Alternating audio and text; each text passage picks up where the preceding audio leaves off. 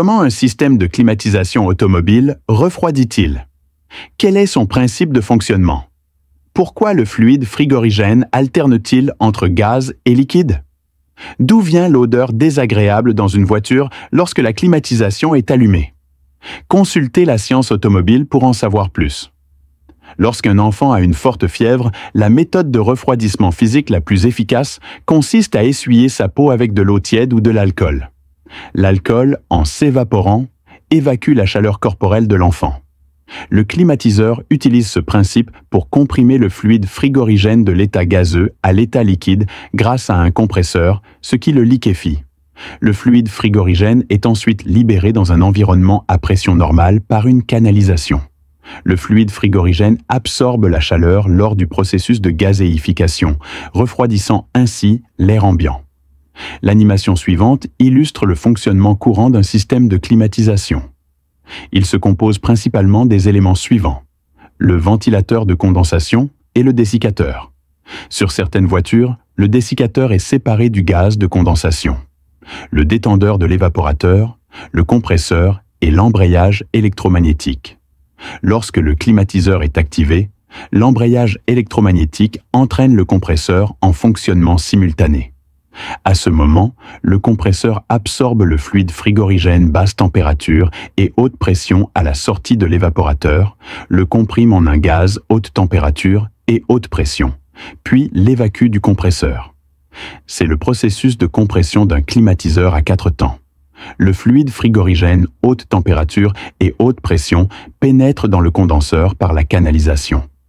Après avoir été refroidi par le ventilateur et le gaz de condensation, le fluide frigorigène se condense en liquide grâce à la basse pression et à la température, et une grande quantité de chaleur est évacuée. C'est ce qu'on appelle la dissipation thermique. Parallèlement, le dessiccateur relié au gaz de condensation absorbe l'humidité du fluide frigorigène, filtre les débris et assèche son environnement de fonctionnement pour éviter l'engorgement, la formation de glace ou l'encrassement. Le fluide frigorigène purifié entre dans le processus de régulation. À haute température et haute pression, le fluide frigorigène pénètre dans le détendeur.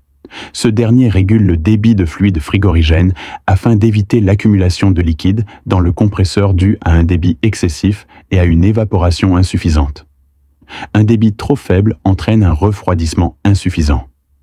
Le volume de fluide frigorigène augmente après son passage dans le détendeur, la pression et la température chutent brutalement et le fluide pénètre dans l'évaporateur par une collision turbulente.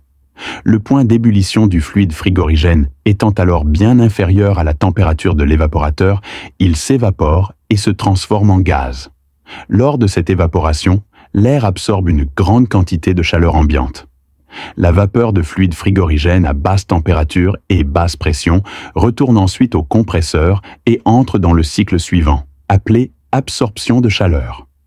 Les 4 processus mentionnés ci-dessus sont répétés pour assurer un refroidissement continu du véhicule. Alors, comment obtenir cet air frais?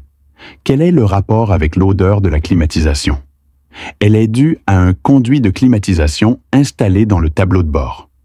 L'objet blanc situé en dessous est le ventilateur. La taille du commutateur de vitesse du vent sur le panneau de climatisation contrôle sa vitesse. Lorsque le ventilateur tourne, l'air extérieur pénètre dans la voiture par ses conduits, accompagné d'insectes volants, d'impuretés et de poussière.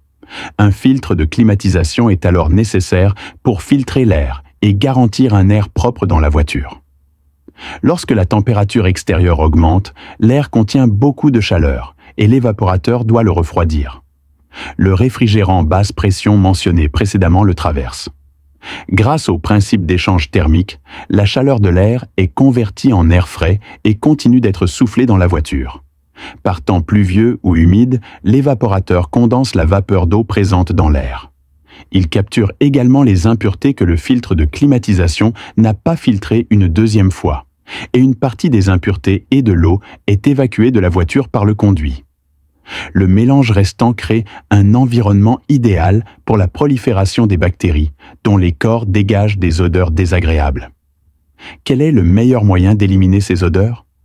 Lorsque vous allumez la climatisation, faut-il d'abord activer le bouton de climatisation ou celui de la vitesse du vent? N'hésitez pas à laisser un commentaire. Avec vous, Automobile.